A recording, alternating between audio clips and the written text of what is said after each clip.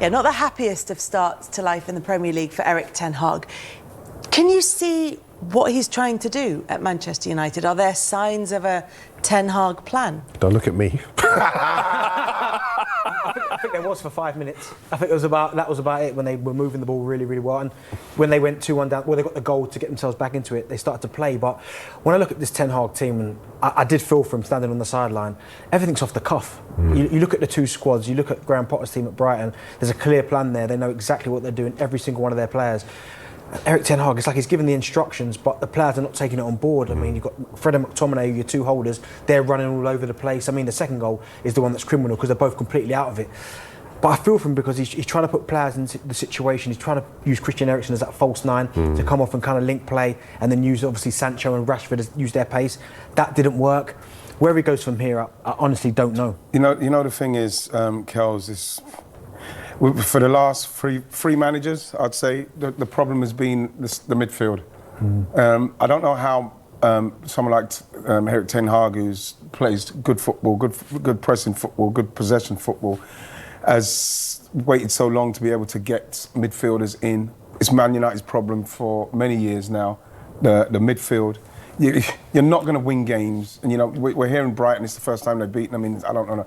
That's going to happen at Old Trafford. At Old Trafford, that's going to happen a few more times to Man United if it carries on like it is, because Man United do not control the game in the midfield because they haven't got midfielders who manage the game and then are able to then impose a Manchester United strategy on the opposition. So they're almost playing like they're going to play on the counter-attack. Then they don't start with Ronaldo. Now, people are talking about Ronaldo, Kels, and what he's doing and disruption. Is he going to leave? They cannot afford to let him leave. I know that he might be playing under duress. He doesn't want to be there. Whatever it is, they cannot afford to let him leave in this time because he will score those goals. What's going to win them certain games? Because if he's not there, last season they're in a massive amount. Can I ask you a question? It's almost like seems like a heresy because I disagree with you. So forgive me at early doors, but I look at Arsenal and Arteta allowed Aubameyang to go because he threatened to undermine his authority and he had to retain that authority in the dressing room. Is it not the case with Ronaldo? I mean, I think for me personally, I look at the incident last week where he and several other players left the pre-season friendly early, half-time.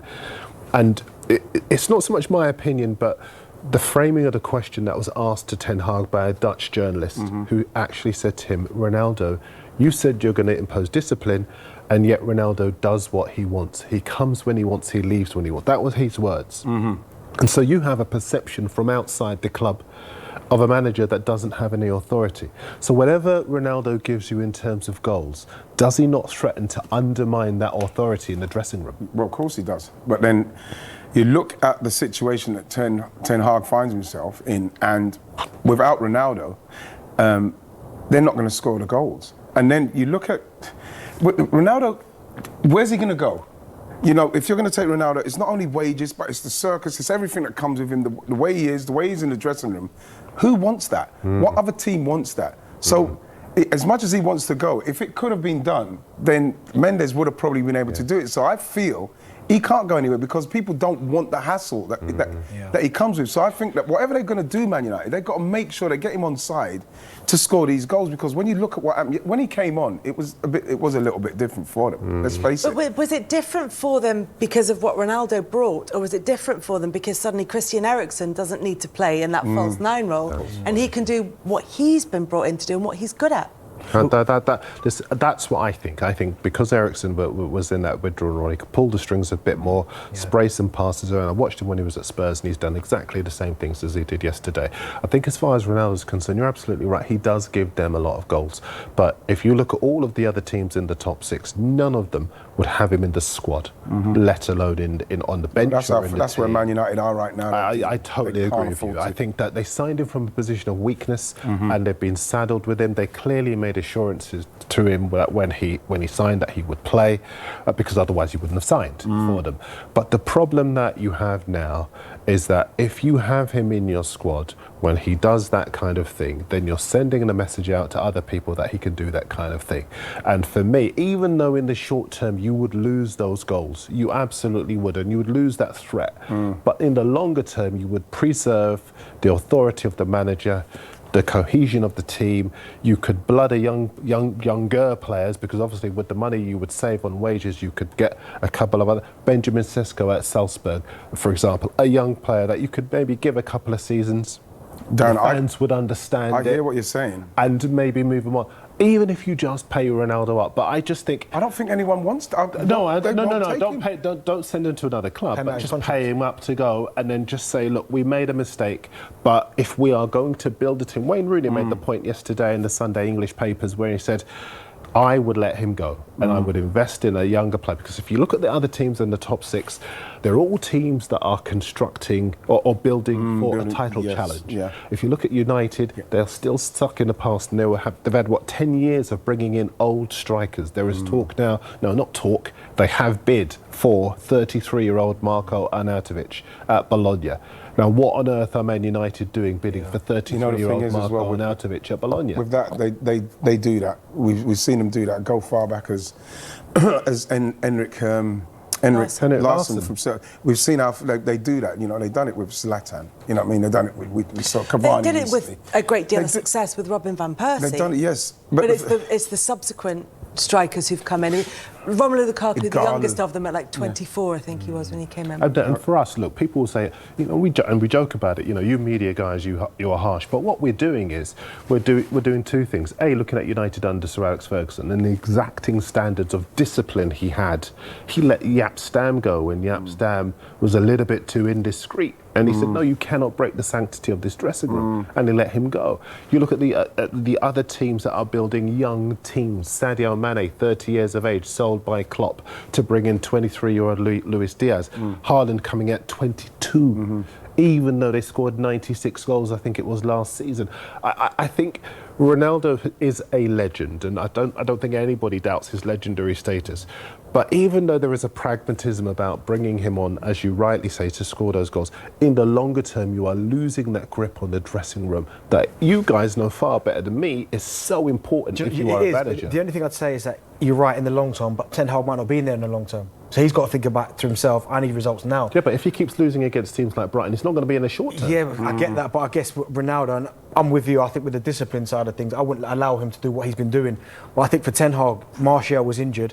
If they go into their next game, no centre forward, no one's got any confidence, you're going to have to use him at some stage. You can't have him just sitting there not doing anything. You're going to have to. And I get it, in the long term, it would be better to kind of move him on. But Ten Hag might not be there. He's got to think about the right now. But if Ten Hag has spent the summer assuming that Cristiano Ronaldo is going to be elsewhere, if the messages that he's getting are Cristiano Ronaldo doesn't want to be at Manchester United, the right offer comes, he's going to leave, and he's making plans without Cristiano Ronaldo, is it possible then for him to start this season with Ronaldo as an option, playing him, and still in the background keep this project or whatever it is that he keep this plan in mind that he has for Manchester United? Can he do both things? Well, ideally for a club of Manchester United's size, they should be able to do that, because you look at Man United and you mentioned those other teams and they seem to have a plan with the signings. You look at Liverpool's signing, Man City's signing, Arsenal's signings.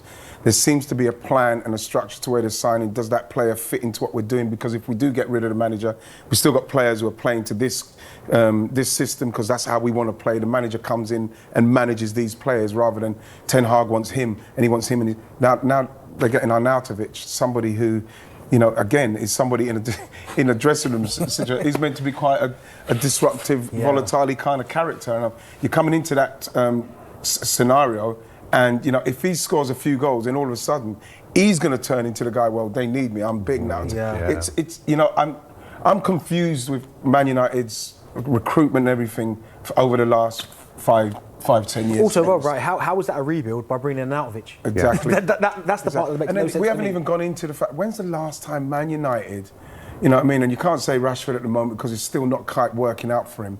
When have they produced somebody out of their academy? You've got City, you've got Foden, Arsenal got Saka, you know, we're talking about Liverpool, Trent Alexander-Arnold. Elliott and we're talking about them bringing people. Chelsea, When is the last time Man United had a player that's true. gone on to do something in their academy? When's the last time Man United had a player that they sold to somebody?